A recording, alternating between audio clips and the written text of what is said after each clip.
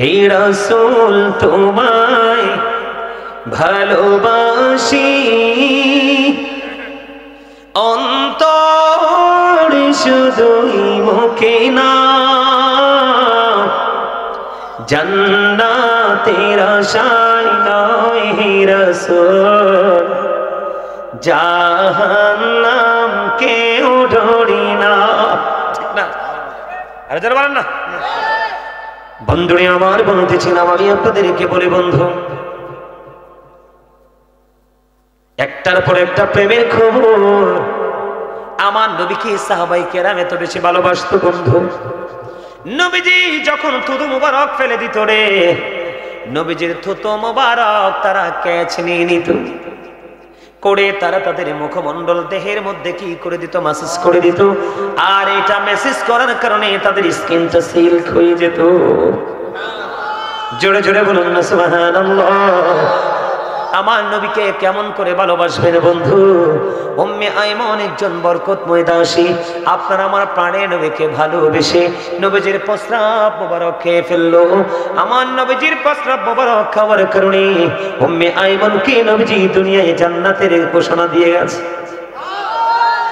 উহুদের ময়দানে যখন প্রাণের নবীজির দান্দার মোবারক যখন শহীদ হয়ে গেল, নবীজির মুখ মোবারক দিয়ে বন্ধ রক্ত প্রবাহিত হতে লাগলো। যখন রক্ত মোবারক প্রবাহিত হতে লাগলো, মালিক বিন সিনান দেখে সহ্য করতে পারলো না। মালিক বিন সিনান দেখে নবীজির রক্ত মোবারক চষতে শুরু করলো।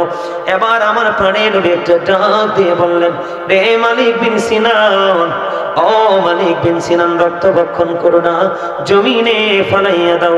এই কথা বলার পরে মালিক বিন সিনান একটু ডাক দিলেন, ইয়া রাসূলুল্লাহ, ইয়া হাবিবাল্লাহ, নবী গো, ও প্রাণের নবী, আমি আমার আল্লাহর ইজ্জতের কসম করে বলছি গো, আপনার একটা ফোঁটা রক্ত আমি উহুদের জমিনে পড়তে দেব না গো নবী। এই কথা বলে বন্ধু তিনি রক্ত মোবারক চষতে শুরু করলেন। প্রাণের নবী যে রক্ত মোবারক চষতে চষতে চষতে চষতে বন্ধু শেষ রক্তের ফোঁটা যখন চষা শেষ হয়ে গেল, আমার নবীজি গোটা পৃথিবীর মুমিন মুসলমানকে জানিয়ে দিল, ও নবীর প্রেমিক, ও রামচন্দ্রপুরের বল্লাগের আমার ভাই, আমার বাবা গো, আমার মা বোনদেরকে ডেকে ডেকে বলছি গো, আমার নবীজি ওই মালিক বিন সিনান রাসূলকে ভালোবেসে ওই নবীজি রক্ত মুবারক ভক্ষণ করার কারণে আমার নবীজি গোটা পৃথিবীর মানুষকে বলে দিলেন, তোমরা যদি দুনিয়ায় কোনো জান্নাতি মানুষ দেখতে চাও তাহলে এই মালিক বিন সিনানকে দেখে নাও। শুধু নবীকে ভালোবেসে শুধু রক্ত মোবারক ভক্ষণ করার কারণে বন্ধু এখানেই শুধু ক্ষান্ত নয়, আমি আপনাদেরকে বলি নবীর সাথে প্রেম করতে হবে কেমন করে বন্ধু? উহুদের ময়দানে নবীজির যখন শুনলেন নুসেবা নবীজি শহীদ হয়ে গেছে, হযরতে নুসেবা রাদিয়াল্লাহু তাআলা আনহা শুনতে পাইলেন। এবার উহুদের ময়দানের দিকে বন্ধু দৌড়াতে শুরু করলো। দৌড়াইতে দৌড়াইতে রে উহুদের ময়দানের দিকে ছুটতে শুরু করলো। যাইতে যাইতে হঠাৎ করে খবর আসলো, রে নুসেবা, যুদ্ধের ময়দানে তোমার ভাই শহীদ হয়ে গেছে। নুসেবা দাঁড়ায় না, দৌড়াই রে কিছু দৌড় দৌড়ানোর পরে নুসেবার কাছে খবর আসলো, রে নুসেবা, যুদ্ধের ময়দানে তোমার বাবা তো শহীদ হয়ে গেছে। পথে হাঁটা শুরু করলাম, হাঁটতে হাঁটতে নবীজির সঙ্গে আমি শুনতে পেয়েছি পায়ের তলার পাথরগুলো প্রাণের নবীকে সালাম দিয়েছে। আলী বলতেছে আমি শুনতে পেয়েছি নবীজি হাঁটতেছে আর ডান বাম থেকে ওই গাছপালাগুলো প্রাণের নবীকে সালাম জানাইতেছে। জোরে জোরে বলেন না সুবহানাল্লাহ। সেই নবীকে ভালোবাসার দরকার আছে না নাই বন্ধু? আমি যদি বলি রে আমার নবীজি বলেছে আবু বকরের সম্পদ আমার যতটা উপকারে এসেছে আর কারো সম্পদ যতটা উপকারে আসেনি। আবু বকর চাও চিৎকার মেরে বললেন, ইয়া রাসূলুল্লাহ, আমার সম্পদ নয় গো নবী, আমার জীবনটা পর্যন্ত আপনার জন্য প্রস্তুত।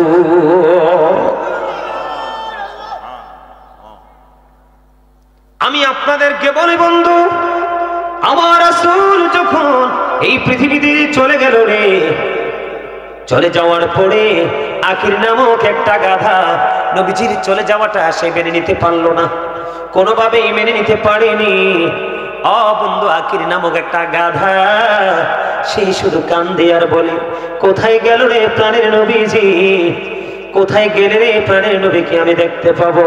আর কি জীবনে কোনোদিন প্রাণের নবীকে দেখতে পাবো না? কিরে নামক গাদাটা বলে আর কান্দে। কান্দতে কান্দতে 3 দিন 3 রাত্র পার হয়ে গেল, মতান্তরে 4 দিন 4 রাত্র পার হয়ে গেল। ওই আকির নামক গাদা কোনো খাবার খায় না, কোনো পানি খায় না বন্ধু। 3 দিন 3 রাত্র, মতান্তরে 4 দিন 4 রাত্র পড়ে নিজের জীবনটা সমুদ্রে ঝাঁপ দিয়ে দিল। আমার নবীর প্রেম এত মধুর ছিল রে।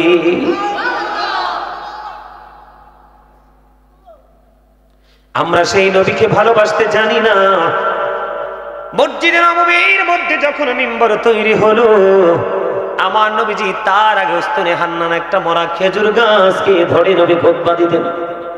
মসজিদে নববীতে যখন মিম্বর হয়ে গেল রে, আমার নবীজি উস্তনে হান্নানাকে আর কি করলেন না, ব্যবহার করলেন না। এবার বন্ধু মসজিদে নববীর মিম্বরে দাঁড়িয়ে গেল খুতবা দেওয়ার জন্য। এবার বন্ধু উস্তনে হান্নানা মরা খেজুর গাছের কান্না শুরু হয়ে গেল। নবীজি প্রশ্ন করলেন, তুমি আমার সঙ্গী কোথায় হতে চাও? দুনিয়ায় না আখিরাতে? আমি ওপারে আপনার সঙ্গী হতে চাই। জোরে জোরে বলুন সুবহানাল্লাহ। হযরতে তালহা রাদিয়াল্লাহু তাআলা এক এক করে নবীর প্রেমে 70টা তীরের আঘাত খাইল। কয়টা তীরের আঘাত? আরো জোরে। নবীজি মদিনায় থাকা অবস্থায় বন্ধু 27টি যুদ্ধ করেছে। এর মধ্যে সবচেয়ে বড় যুদ্ধ হলো উহুদের যুদ্ধ। উহুদের ময়দানে দুশমনেরা বৃষ্টির মতো তীর ছুটতেছে। এই দৃশ্য দেখে হযরতে তালহা নবীজিকে জড়িয়ে ধরলো। জড়িয়ে ধরে একটা তীরের আঘাত যেন প্রাণের নবীকে টাচ করতে না পারে। একটা নয়, দুইটা নয়, 70টা তীরের আঘাত। ও বন্ধু, 70টা তীরের আঘাত সহ্য করেছে, তারপরেও প্রাণের নবীকে একটা আঘাত লাগতে দেয়নি। 70টা তীরের আঘাত খাইয়া বন্ধু, ও রামচন্দ্রপুরের আমার ভাই, আমার বাবা গো, আমি আমার মা বোনদেরকে ডেকে ডেকে বলবো, একটা বার তুমি নিজের বিবেকের কাঠগড়ায় দাঁড়িয়ে, নিজের বিবেকের আদালতে দাঁড়িয়ে প্রশ্ন করো, তুমি তোমার নবীকে কতটুকু ভালোবাসতে পেরেছো? হযরতে তালহা একটা নয়, দুইটা নয়, 10টা নয়, 20টা নয় বন্ধু, 70টা তীরের আঘাত খাইলো। একটা বারের জন্য একটার পর একটা বন্ধু তীর এসে হযরতে তালহার বডিতে বন্ধু বিঁধতেছে, কিন্তু তার তীরের আঘাত লাগতেছে এইদিকে। একটা বার তার কোনো চিন্তা নাই রে। তার চিন্তা হলো কোন তীর যেন প্রাণের নবীকে আঘাত করতে না পারে। এই করতে করতে 70টা তীরের আঘাত খাওয়ার পরে রে, হাসতে হাসতে নবীর সামনে শাহাদাত বরণ করে একটা বারের জন্য ওহু করে না। জোরে জোরে বলেন না সুবহানাল্লাহ। আর জোরে বলেন না সুবহানাল্লাহ। কি ওয়াজ নিয়ে কথা না, আউট কথা, অন্য কথা তো এনে কম যেত না। রাসেল তুমি তো আমার বালা করেছিল। তোমাদের এই মসজিদে আইছিলাম না নামাজ পড়াইতে, দেখছো না? আরে মিয়া, যে দুষ্ট মানুষ, ওমা গুমা গুমা খাইছে খাইছে। এদিকে একটা মসজিদ আছে, এমন দুষ্ট মানুষ। এই মিয়া, যুগের পর যুগ এখনো পড়তেছি, দাড়িগুলো পাকাই ফেলছি। গন্ড মূর্খ যদি সামনে এসে কথা বলে মানা যায়? হ্যাঁ, কোনো সাজেস্ট করতে হলে করব, কিন্তু কোনো ইনস্ট্রাকশন তো নিতে পারি না। ধর্মীয় ব্যাপারে কথা বলেন না। আপনারা মুরব্বী মানুষ, সেই ক্ষেত্রে সামাজিকতা নিয়ে আপনি দুনিয়ার হিসাবে আমাকে উপদেশ দিতে পারেন, আদেশ করতে পারেন, কিন্তু ধর্মীয় ব্যাপারে তো আমি আপনার কাছ থেকে ইনস্ট্রাকশন নিব না, কারণ আপনি তো মোটেও কিছু জানেন না। কথা বলেন না। এই মিয়া, মসজিদের খতিব যদি অনেস্ট না হয়, কোনোদিন সমাজের মধ্য থেকে গোমরাহি দূর করা সম্ভব নয়। মনে রাখবেন, যেই ইমাম সাহেব দেখবেন সভাপতি, সেক্রেটারি, মোতাল্লির পা চাটে চাকরি বাঁচানোর জন্য, ওই ইমাম সাহেবের পিছনে কোনোদিন নামাজ পড়বেন না। এটারও নামাজ হইতো না, আপনাদেরটাও হবে না। কথা বুঝতে পারছেন? আমি অনেক মসজিদ, আমি আমার জীবনে জুমাই পড়াইছি, আমি এখন জুম্মাই পড়াই না। কারণ হয় সেক্রেটারি নাই, ক্যাশিয়ার নাই, মোতাল্লি নাই, সভাপতি, একটা না একটা ওয়ান নাম্বার বাটপার থাকে। কথা বলেন না কেন? বাটপারদের অত্যাচারে। আমি আমাদের মতো স্কলার আমরা কেন মসজিদে দাঁড়িয়ে দাঁড়িয়ে আপনাদের 5,000 টাকার, আমার জীবনে যত মসজিদে দায়িত্ব পালন করেছি জীবনে কোনোদিন কোনো মসজিদ কমিটি বলতে পারবে না গাজী সুলাইমানকে ঈদেও 1 টাকা বোনাস দিতে পারছে নেই। কারণ আমি আপনার পকেট কাটার জন্য আসি নাই, আপনার পকেট ভরার জন্য আসছি। ঠিক কি বলেন? আমি যখন মেডিকেলে জুম্মা পড়াইছি, এখানে একটা ছেলে আছে ওই যে বসা, আমি যখন মেডিকেলে জুম্মা পড়াইছি করোনাতে, একটা মুসল্লিকে এক হাত দূরে দূরে দাঁড় করেছে। আমি এই বেড়া সব দিয়ে একটা লোক একটা গাইসা দাঁড়া, এই ভুলনি রে দাঁড়া, এটা কুমিল্লা মেডিকেল এটার বাড়ি, ওই জিজ্ঞেস করেন এটারে। কইছি একটা লোক একটা কাঁধে কাঁধ মিলে দাঁড়ায়, একটা লোকের করোনা ধরে নাই, ধরছে। অথচ তারা 2 হাত 3 হাত দূরে খাড়াইছে, এটি করোনায় মরছে। আমার মসজিদের মুসল্লি মরে নাই, কারণ আল্লাহ রাব্বুল আলামিন তাকায় মানুষের কনফিডেন্সের দিকে, আত্মবিশ্বাসের দিকে। আমার বিশ্বাস ছিল আমি আল্লাহ গোলামি করার জন্য এখানে আসছি, এই গোলামের জন্য যদি করোনায় মারা যায় তাহলে গেলাম। একটা লোক আমার মসজিদে ঘোর করোনাতে মারা যায়নি, অথচ আশেপাশে অনেক লোক করোনা আক্রান্ত হয়ে মারা গেছে। এই করোনাতে যখন আমি জুম্মা পড়াই, একজন হাফেজ ছিল, আমি মসজিদ কমিটিকে বলছি হাফেজের নাম দিয়ে হাদিয়া তুলে যদি আমাকে 1 টাকা দেন, এই দুনিয়াতে হয়তো দেখবো না, হাসরের দিন আমি কিন্তু আপনাকে ধরবো, আল্লাহর কাছে দরখাস্ত দিয়ে রাখছি। নিসিনি এই করোনাতে আমার মসজিদে খতিব সাহেবকে, হাফেজ সাহেবকে হাদিয়া দিয়েছিলেন 50,000। কত? আমি কিন্তু 5 পাইও নেই। আমি সেই ছেলে, আমি কারো বাড়িতে 1 গ্লাস পানি খাই না, আমি মাছ খাই না, গোস্ত খাই না, শুধু শাকসবজি খাই একমাত্র নিজের ঘরে।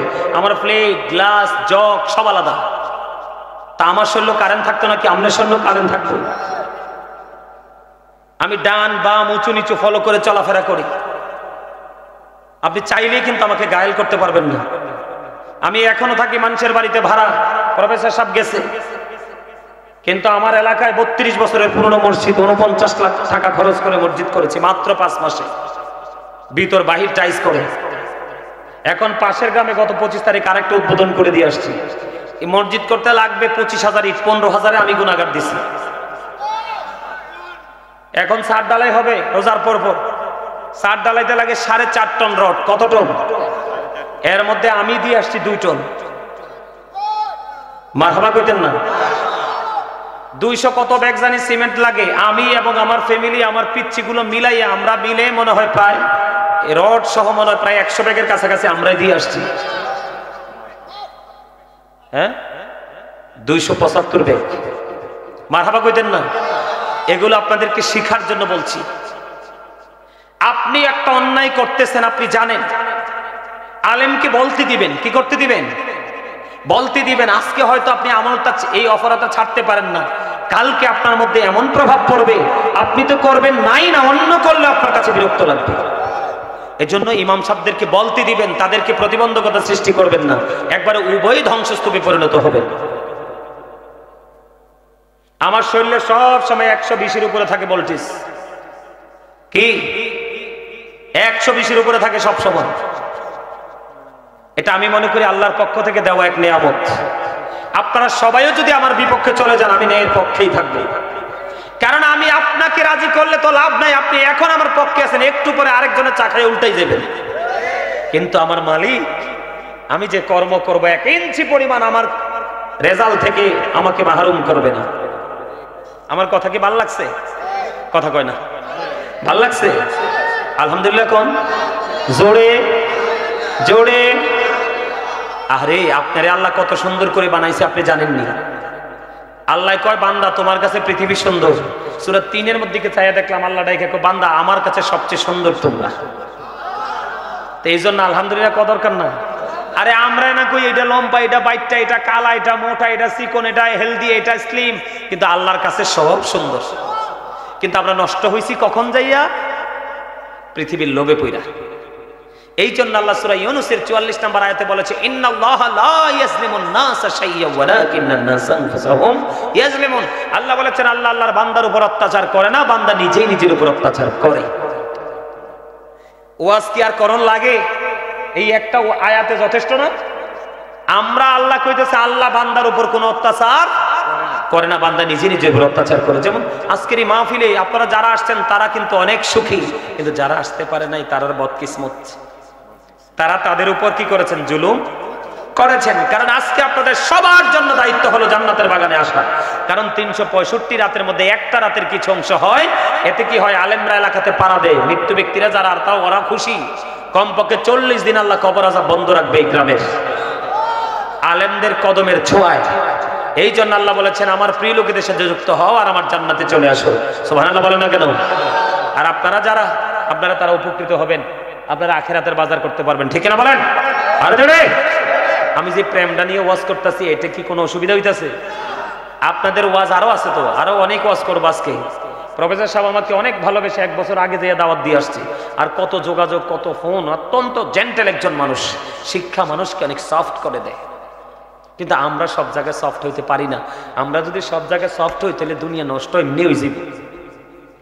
সত্যকে সত্য বলতে হবে, মিথ্যাকে কথা কয় না, হারামকে হারাম বলতে হবে, হালালকে হালাল, ঠিক না? ঠিক।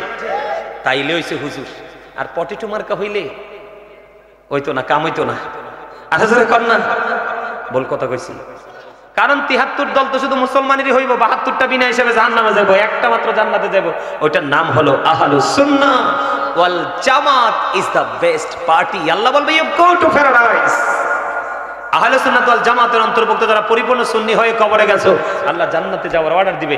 আর যারা যেতে পারবে না, আহলুস সুন্নাহকে ফলো করতে পারবে না, আল্লাহ বলবে, you have to go to hell. Must be, তোমাদেরকে চলে যেতে হবে জাহান্নামে। আমরা কি চাই? আরে বেটা, আমরা জান্নাতও চাই না, জান্নাতও চাই না, চাই আমরা মালিককে। কথা কই না কেন?